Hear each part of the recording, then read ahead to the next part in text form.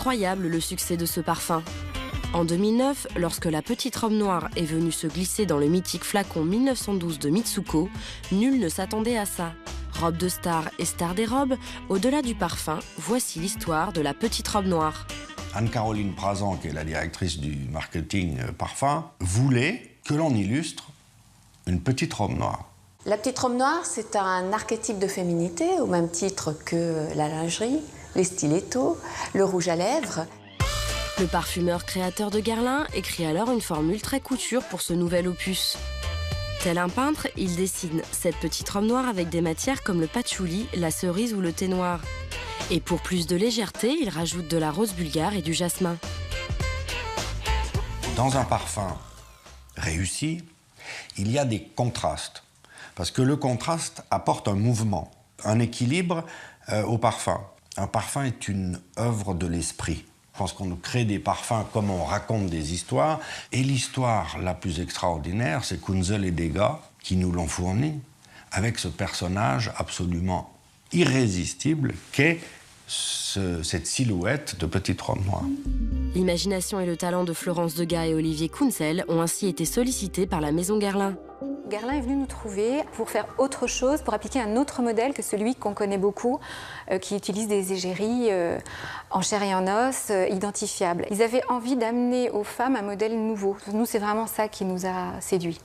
L'idée, c'était de créer un personnage qui ne soit pas juste une jeune fille qui porte une robe, mais que ce soit la robe qui se mette à avoir des bras, des jambes et qui ait une allure. Et assez vite, on s'est retrouvé confronté à la question, c'est quel visage lui donner. Puis on s'est dit, mais non, même ça, il faut aussi que ça devienne un mystère, puisque il ne faut pas trahir cette envie de Guerlain de s'adresser au plus grand nombre et de raconter une autre histoire. Et voici qu'entre les mains de Kunzel et Degas prend vie la silhouette pétillante, drôle et poétique de la petite robe noire, qui va séduire la planète. Cette image d'une féminité audacieuse, libre, sans contrainte, s'adresse à tous les âges.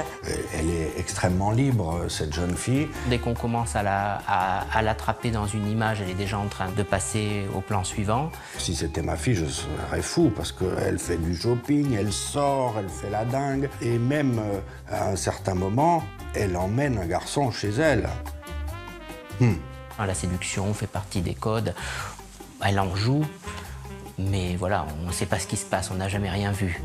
Que Thierry Vasseur se rassure donc, l'intégrité de la petite robe noire n'est pas en danger. Ce film publicitaire qui recommence chaque année sous une nouvelle forme est assez proche d'une série, beaucoup plus que de campagnes publicitaires habituelles. Et plus on va loin dans la manière dont on explore les choses, plus ça lui donne de la consistance. À l'image de Chalimard, Jiki, L'Heure Bleue ou Habit Rouge, la petite robe noire écrit une nouvelle page de l'histoire de Guerlain. Thierry Vasseur, parfumeur attitré de la maison, tient à s'inscrire dans la continuité du travail de ses prédécesseurs. C'est notamment Jean-Paul Guerlain qui lui a transmis un savoir-faire qui n'a pas de prix. Il a été formé par Jacques Guerlain, qui est né en 1874. Et il me parle de manufacture, de procédés de fabrication, de secrets de fabrication, qui datent en gros de la fin du 19e siècle. Et nous sommes au 21e siècle. Et ça aussi, c'est du jamais vu, c'est unique. Outre le mythique et très secret livre des formules de la maison, cette passation a été également l'occasion de la transmission d'un amour immodéré pour les matières premières. Donc Jean-Paul Guerlain a parcouru la planète et c'est une des choses qu'il m'a enseigné.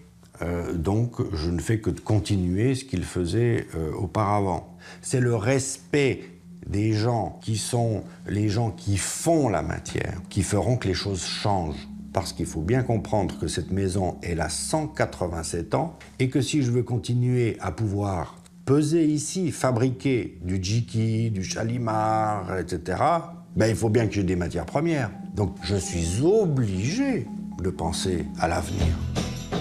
You keep playing where you shouldn't be playing. And you keep